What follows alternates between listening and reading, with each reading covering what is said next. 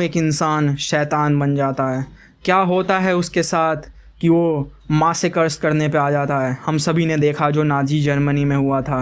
इसकी क्या पॉसिबिलिटी है कि वो आगे नहीं होगा।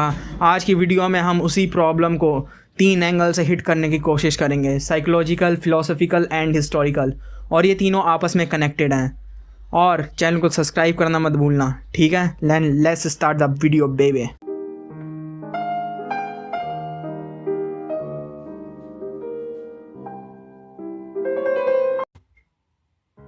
जब एक इंसान का बच्चा पैदा होता है तो दूसरे जानवरों के कंपैरिजन में सबसे ज़्यादा लाचार, बेबस और कमज़ोर होता है, जिसे सबसे ज़्यादा केयर की ज़रूरत होती है। और लंबे समय तक ना तो बच्चा चल पाता है, ना वो खुद से खाना खा पाता है। हर चीज़ के लिए वो अपनी माँ पर निर्भर होता है।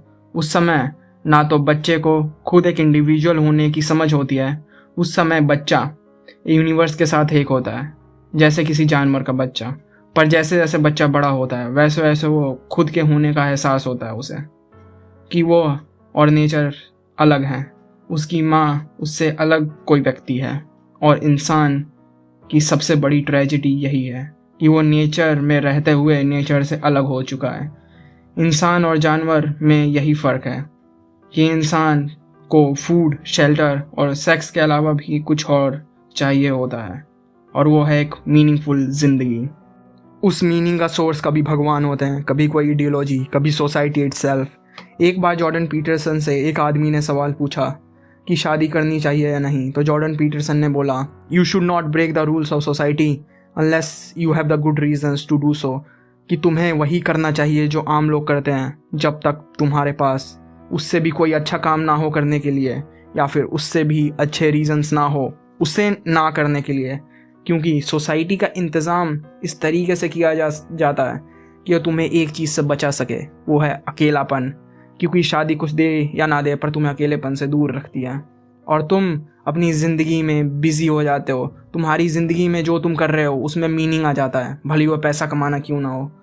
और जब तुम ज़िंदगी में बिज़ी रहते हो तो तुम अपनी ज़िंदगी के ऊपर सवाल नहीं खड़े करते, अपने जीने के तरीक़ों पर सवाल नहीं खड़े करते। अगर मैं तुमसे एक सवाल पूछूं कि इंसान को सबसे ज़्यादा डर किस चीज़ से लगता है, तो तुम में से बहुत से लोग कहेंगे मौत से। पर इंसान को सबसे ज़्यादा डर अकेलेपन से लगता है। अगर अकेलापन एक्सट्रीम्स पर चला जाए तो कभी कभार सुसाइड का रूप भी ले लेता है। तुम्हें अगर ज़िंदा रहना है तो किसी ना किसी का साथ चाहिए, भले वो भगवान का हो या आइडियोलॉजी का या किसी कम्युनिटी का। तो ये बात है कैपिटलिज्म से पहले की, मतलब उस टाइम की जब क्लास सिस्टम चला करता था। उस टाइम पे लोगों का भविष्य जन्म से पहले ही तय हो जाता था। जर्मनी हो या इंडिया, सभी देशों का यही हाल था। तुम समाज की किस जाति के हो उससे तय होता था कि तुम क्या करोगे। सबकी अपनी अपनी लिमिट तय थी, उससे बाहर निकल कर कोई कुछ नहीं करता था। तुम अपने लिमिटेड स्पेस में काम कर कर अपना पेट चला सकते थे। सब कुछ बहुत सिंपल था। लोगों की ज़िंदगी में दुख था, पर साथ ही प्रीस्ट्स का भी साथ था। प्रीस्ट दुखी लोगों से कहते थे कि ये तुम्हारे बुरे कर्मों का नतीजा है। अगर तुम अभी दुख सह लोगे और गॉड के कमांडमेंट्स को फॉलो कर लोगे तो तुम्हें स्वर्ग की प्राप्ति होगी। और उस टाइम के लोग हार्डली ट्रैवल किया करते थे। वो जहाँ पैदा होते थे वहीं मर भी जाते थे। और यही थी उस टाइम के लोगों की दुनिया। दुनिया का मतलब वहीं छोटा सा गाँव, जिस क्लास में पैदा हुए उसी में काम करना और स्वर्ग की और नर्क की आशा में मर जाना। नुकसान थे क्लास सिस्टम के, नुकसान थे उस टाइम की सोसाइटीज़ के।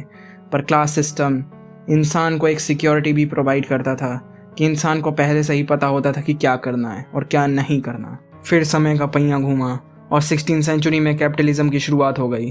कैपिटलिज्म को पैर पसारने में थोड़ा समय लगा, पर जैसे जैसे कैपिटलिज्म ने अपने पैर पसारे वैसे वैसे आम लोगों की ज़िंदगी में बहुत बड़ा बदलाव आया। क्योंकि अब पैसा डिसाइड करने लगा कि लोग क्या करेंगे। कैपिटलिज्म ने लोगों को आज़ादी दी कि वो क्या करना चाहते हैं, अब वो लोग कर सकते हैं। सोशल क्लास का बहुत ज़्यादा फ़र्क पड़ना बंद हो गया था। कैपिटलिज्म बहुत तेज़ी से फैलना शुरू हुआ रेनेसांस के बाद। तो कैपिटलिज्म ने लोगों को आज़ादी तो दे दी, सोशल क्लास से मुक्त कर दिया, पर जो सोशल क्लास से उन लोगों के पास सिक्योरिटी आती थी वो भी कैपिटलिज्म ने छीन ली। अब लोग जो चाहते थे वो कर सकते थे, पर यह आज़ादी बहुत भारी पड़ी मिडिल क्लास के लोगों पर, क्योंकि इस आज़ादी ने उन्हें और अकेला और इनसिक्योर कर दिया। पहले लोगों की कम्युनिटीज़ हुआ करती थी, अब वो कम्युनिटीज़ ख़त्म हो गई थी। पहले इंसानों में एक रिश्ता था, पर कैपिटलिज्म के आ जाने के बाद इंसान केवल एक साधन बन गया अपना काम निकलवाने का। ऐसा नहीं था कि कैपिटलिज्म का असर सब पे सेम हुआ। डिफरेंट क्लास के लोगों पर इसका डिफरेंट प्रभाव पड़ा। जिन लोगों के पास पैसा था, यानी राजा महाराजा, वह और अमीर हो गए। उनके अंदर एक इनसिक्योरिटी का भाव आया कि अगर उनके पैसे ख़त्म हो गए तो उनकी पावर का क्या होगा। पर जो सबसे बुरा असर पड़ा, फिजिकली तो किसी के ऊपर ज़्यादा बुरा असर नहीं पड़ा था, यानी खाने पीने की कमी किसी के पास नहीं थी, पर मेंटली जो सबसे बुरा प्रभाव पड़ा वो पड़ा मिडिल क्लास के लोगों पर, यानी छोटे आर्टिस्ट, व्यापारी, ये जो सारे मिडिल क्लास के लोग होते थे, इनकी मेंटलिटी के ऊपर बहुत बुरा प्रभाव पड़ा। क्योंकि जो पावर थी वो कुछ लोगों के हाथ में कॉन्सेंट्रेट हो गई थी। पहले लोगों की कम्युनिटीज़ हुआ करती थी, उन कम्युनिटीज़ के अपने ट्रेड सीक्रेट्स हुआ करते थे, और एक कम्युनिटी का मेंबर दूसरी कम्युनिटी के मेंबर के साथ ट्रेड सीक्रेट शेयर नहीं करता था। पर कैपिटलिज्म ने ये सब ख़त्म कर दिया। जिनके पास पैसा था वो सीक्रेट खरीद कर मास प्रोडक्शन कर सकते थे। रेनेसांस से पहले लोगों का गॉड से रिश्ता विश्वास और प्रेम का था, पर रेनेसांस के बाद लोगों के मन में डाउट आया, फिर गॉड से रिश्ता डर का बन गया। इसी डाउट के बीच से शुरुआत हुई साइंटिफिक एरा की और डेथ ऑफ गॉड की। मटेरियल वर्ल्ड में इंसान प्रोग्रेस करता चला गया, पर मेंटली अकेला और अकेला हो गया। यह आज़ादी इंसान को काफ़ी भारी पड़ी। पहले के लोग काम करते थे क्योंकि उनसे कोई बाहर की ताकत कहती थी, जैसे मास्टर स्लेव से। पर जो आज़ादी कैपिटलिज्म लेकर आया, उसने हमारे अंदर से काम कराना शुरू कर दिया। जैसे तुम आज की करंट सिचुएशन देखो, पहले के लोग कहते थे कि जब कंप्यूटर आ जाएंगे तो इंसान का काम कम हो जाएगा, पर आज इंसान तो और बिजी हो चुका है, और जैसे जैसे इंसान अकेला होता जा रहा है उतना ही वह मटेरियल गुड्स के पीछे भाग रहा है। फ्रीडम दो तरह की होती है, पहली फ्रीडम फ्रॉम और दूसरी फ्रीडम टू। कि आज़ादी तुम्हें मिल तो गई, तो तुम उस आज़ादी का करते क्या हो, यह सबसे बड़ा सवाल है। यह आज़ादी इंसान पर भारी पड़ी। इसके बारे में फ्रॉइड डॉप्टियर्स्की बोलते हैं, nothing is more seductive for man than his freedom of conscience, but nothing is greater cause of suffering. Instead of making people happy by taking away the burden of freedom, the inquisitor reproaches Jesus, you increase it. इसी को Frederick नीचे ने approaching nihilism कहा, जो हमें Nazism के रूप में देखने को मिला। जो आम इंसान की ताकत थी उसे कैपिटलिज्म ने छीन लिया, और उसकी पूरी ज़िंदगी की ताकत कुछ लोगों के हाथों में छोड़ दी। वॉर का खतरा, इन्फ्लेशन का डर, ये सारी चीज़ें एक आम इंसान के हाथों से छीन गई। बड़े शहर, उसमें बहुत सारे लोग, पर सब अकेलेपन से घिरे हुए हैं। इसी अकेलेपन से भागने के लिए इंसान कहीं ना कहीं बिजी रहना चाहता है, और बिना इस बेचैनी और बिना इस अकेलेपन के ये कैपिटलिज्म आगे नहीं बढ़ा होता। तो साइकोलॉजी के अनुसार इंसान इसी मिली हुई आज़ादी से दो तरीके से भागने की कोशिश करता है। पहला ये कि वो इतना झुक जाए किसी के सामने कि उसकी सारी किस्मत उस इंसान के हाथों में चली जाए, या वो भगवान भी हो सकते हैं, या लोगों को अपने आगे झुकाना शुरू कर दें। इसी को साइकोलॉजी में माचोइस्टिक कैरेक्टर और सैडिस्टिक कैरेक्टर कहते हैं। अगर इसी में मैं सेक्सुअल जोड़ दूं, मतलब sexual act, then it becomes machoistic perversion and sadistic perversion. पर हम यहाँ पे कैरेक्टर की बात कर रहे हैं। इन्हीं दोनों कैरेक्टर के एक्सट्रीम पर बहुत कम लोग पाए जाते हैं। अधिकतर लोग एक्सट्रीम की बजाय मिडल में पाए जाते हैं, यानी लोगों के अंदर किसी के सामने झुकने की और कई सारे लोगों को अपने आगे झुकाने की चाह होती है। यह कैरेक्टर हमारे अंदर डिफरेंट फॉर्म से साइन में बाहर आते हैं, पर हमें उससे पहले इंसान की एक सबसे बड़ी प्रॉब्लम को देखना होगा, and that is the problem of rationalization. कि हमारे अंदर एक एबिलिटी होती है हर चीज़ को रैशनलाइज कर लेने की, कि जो तुम काम करते हो उसके पीछे मोरालिटी से भरे हुए रीजंस देने की। अगर तुम्हें पता ना हो कि मर्डर करना गलत है और तुम्हें किसी मर्डर के साथ बिठा दिया जाए, तो उसके पास ये ताकत है कि तुम्हें कन्विंस कर सके कि जो उसने किया वो सही है। तो एक हिप्नोटिक एक्सपेरिमेंट करके देखा गया था, जहाँ जो डॉक्टर हिप्नोटिस्ट था उसने ए को हिप्नोटाइज़ किया। उसने बोला कि जब तुम जगोगे तो तुम्हारा एक नॉवल पढ़ने का मन करेगा, और फिर तुम उसे ढूंढने जाओगे और तुम्हें वो नॉवल नहीं मिलेगी। उसी लैब के अंदर एक और आदमी बैठा हुआ था जिसका नाम था बी, और जब तुम्हें नॉवल नहीं मिलेगी तो तुम जाके उस बी पे आरोप लगाओगे कि उस बी ने ये नॉवल चुराई है। तो फिर ए उठा, वो नॉवल ढूंढने लगा, उसे नॉवल नहीं मिली। फिर उसने बी पर आरोप लगाया कि उसने नॉवल चुराई है। और यहाँ पे एक इम्पॉर्टेंट बात आती है, ए रीजंस भी देने लगा कि बी उसकी नॉवल क्यों चुरा सकता है, and that is the example of rationalization. इसी तरीके से जितनी एडवर्टाइजमेंट कंपनीज होती हैं, तुम्हारे दिमाग में एक आइडिया डाल देती हैं, और फिर वो तुम्हें लगता है कि तुम्हारा आइडिया है, और जो बाकी कुछ ही जो कसर होती है वो तुम्हारा दिमाग रैशनलाइजेशन करके चुका देता है। हमारा दिमाग चीज़ों को रैशनलाइज करने में इतना माहिर होता है कि हमारी कमज़ोरी को भी हमारी ताकत बना के दिखा सकता है।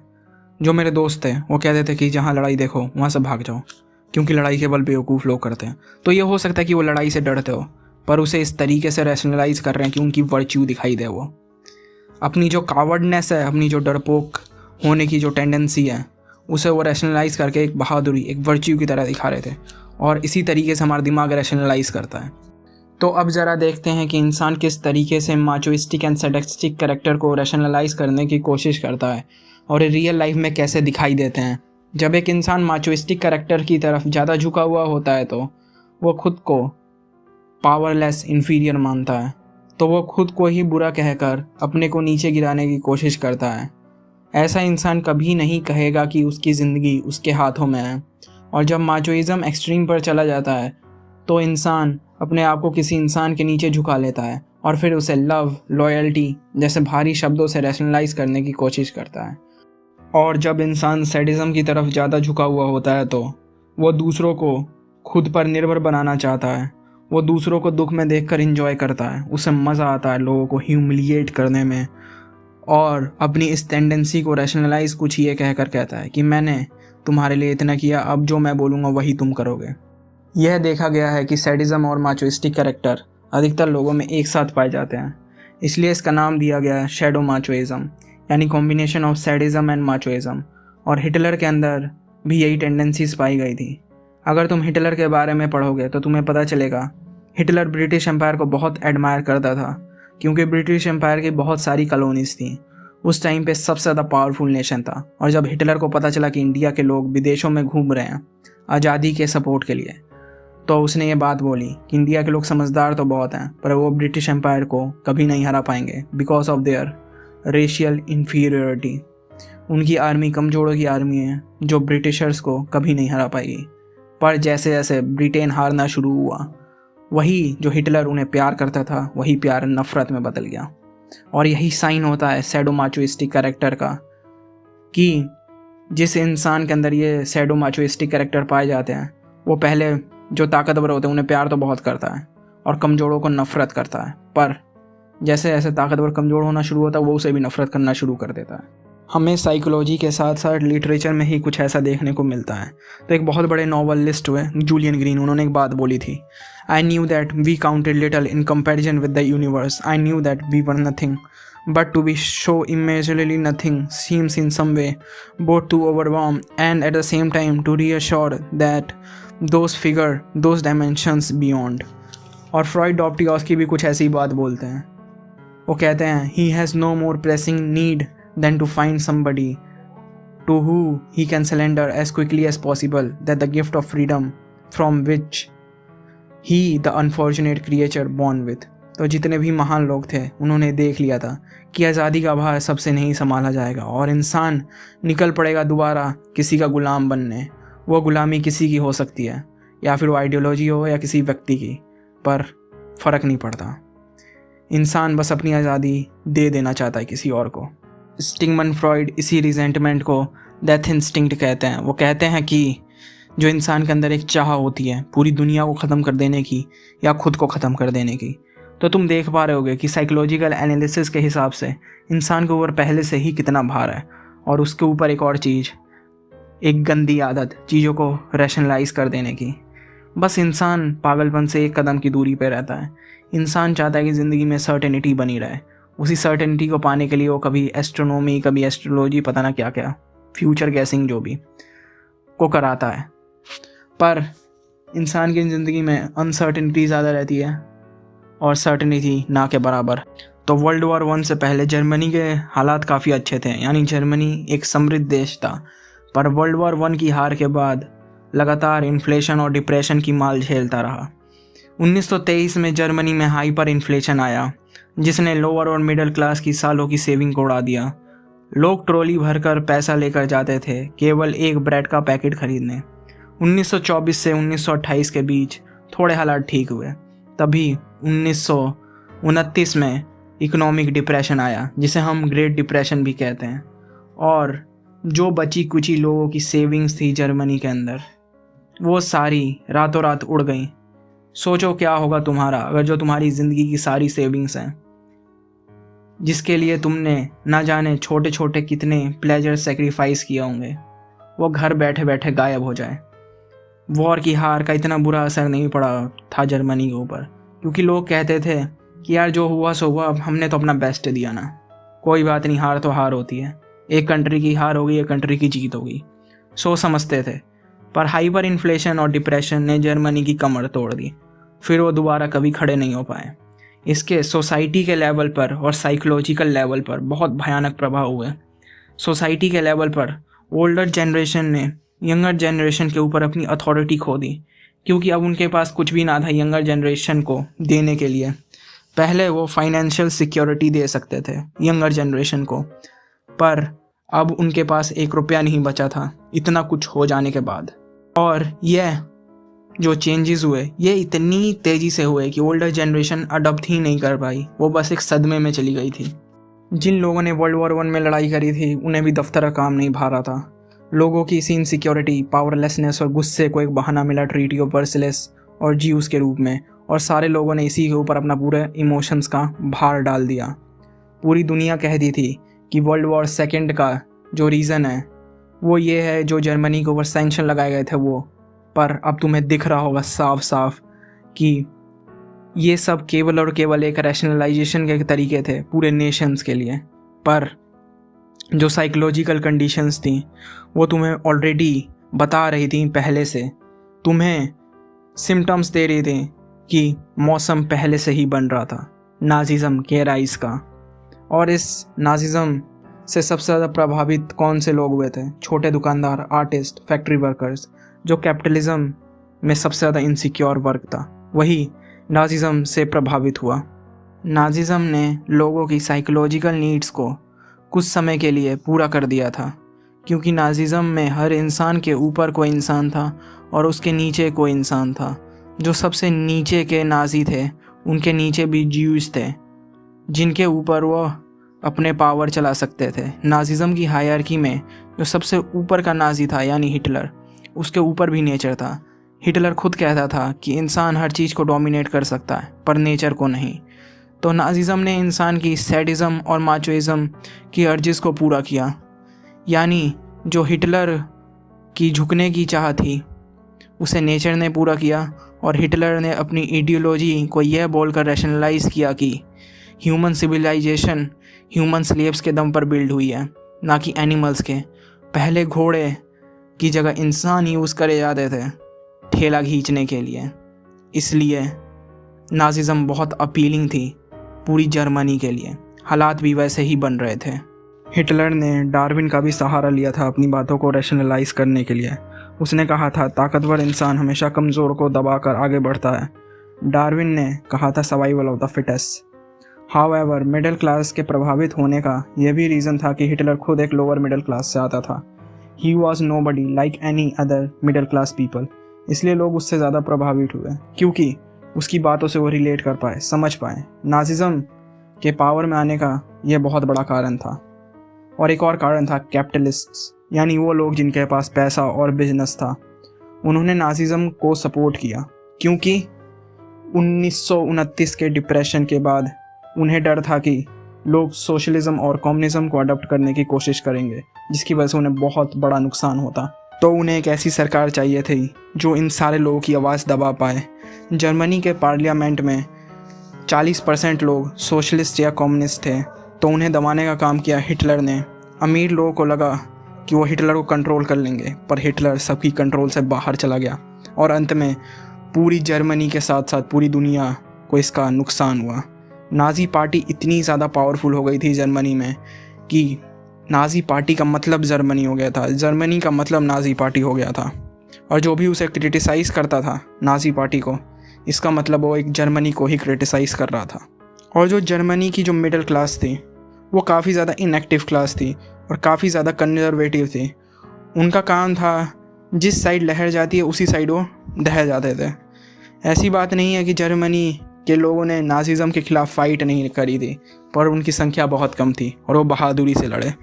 हिटलर के जर्मनी में आने के बाद जो लोगों की रिजेंटफुल ज़िंदगी थी उसमें थोड़ा इंटरटेनमेंट आया और टेम्परली उनकी साइकोलॉजिकल नीड्स पूरी हो गई थी और अंत में सबकी हार। और अंत में मैं एक ही बात बोलूँगा कि जो तुम करोगे वही तुम्हारी आदत बन जाएगी। वो जितना फिज़िकल लेवल पे सच है उतना ही वो मेंटल लेवल पे भी सच है। अगर तुम बेचैनी, डर और लालच में अभी तक की अपनी पूरी ज़िंदगी बिताई है तो वही तुम्हारी आगे की भी आदत बन जाएगी। उसी तरीके से जो हमारा एजुकेशन सिस्टम है वो तुम्हें नॉलेज के नाम पे फैक्ट रटवा रहा है और वही फैक्ट रखने की आदत तुम्हारी आगे भी पड़ जाएगी।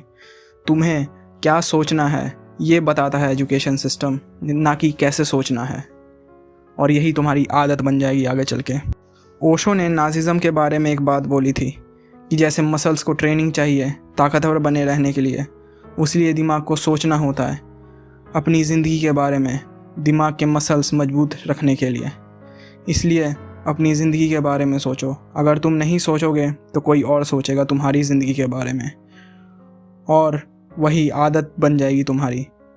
फिर कोई हिटलर जैसा आएगा, अपना कंधा का सहारा देगा और हाथ रखकर तुम चल दोगे उसके पीछे पीछे। And that's all.